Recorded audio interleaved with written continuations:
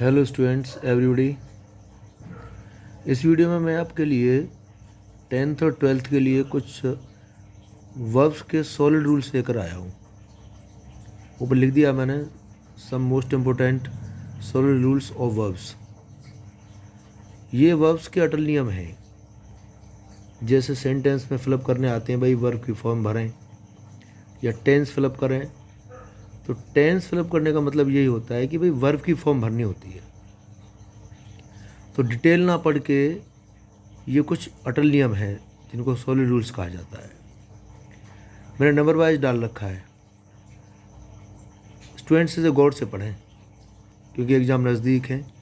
तो 10th और 12th के लिए एग्ज़ाम के लिए बहुत मोस्ट इम्पोर्टेंट है। ये पहला रूल लिख दिया मैंने कि भाई दो सेंटेंस हैं, पहला सेंटेंस है, सेकंड सेंटेंस है। यदि इनके बीच में बिफोर दे रखा है तो बिफोर से पहले हेड पर थर्ड फॉर्म और बाद में दूसरे सेंटेंस में सेकंड फॉर्म। यदि नंबर 2 पर है, दो सेंटेंस के बीच में आफ्टर दे रखा है तो आफ्टर से पहले सेकंड फॉर्म और आफ्टर के बाद हेड पर थर्ड फॉर्म। तीसरा है बिफोर से पहले यदि शैल हैव या will have plus third form है तो बिफोर के बाद वर्ब की फर्स्ट फॉर्म।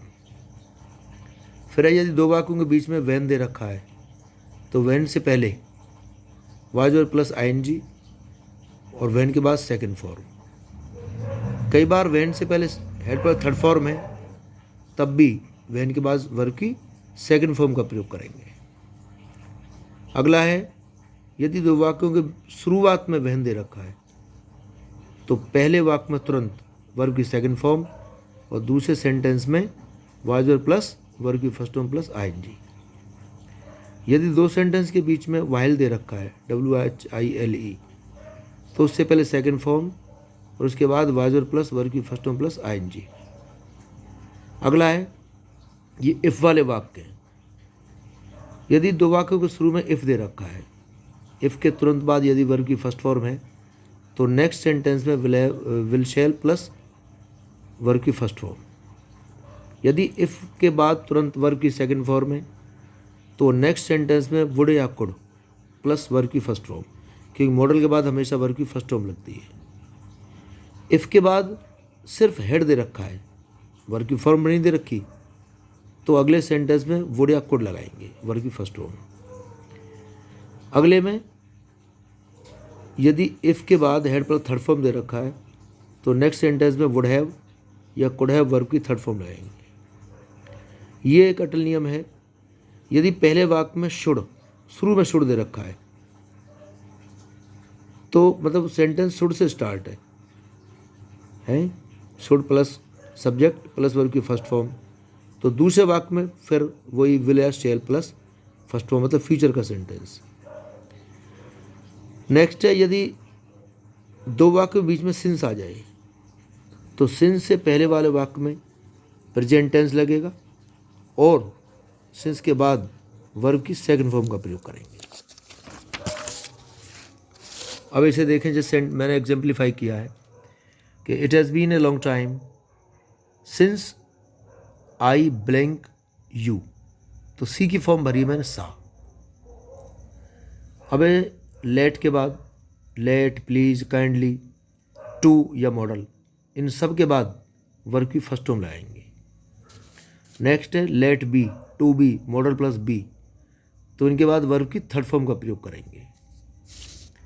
नेक्स्ट है would plus that plus subject, इनके बाद बी की फॉर्म भरनी हो तो वर्ब का प्रयोग करेंगे। नेक्स्ट है 18वां 18th रूल। यदि सेंटेंस हेड से स्टार्ट है, सिर्फ हेड लग रहा है, हेड प्लस सब्जेक्ट, तो उसके बाद फिर ऑब्जेक्ट है, मतलब हेड के बाद वर्ब की थर्ड फॉर्म नहीं दे रखी तो नेक्स्ट सेंटेंस में वुड प्लस फर्स्ट फॉर्म लाएंगे।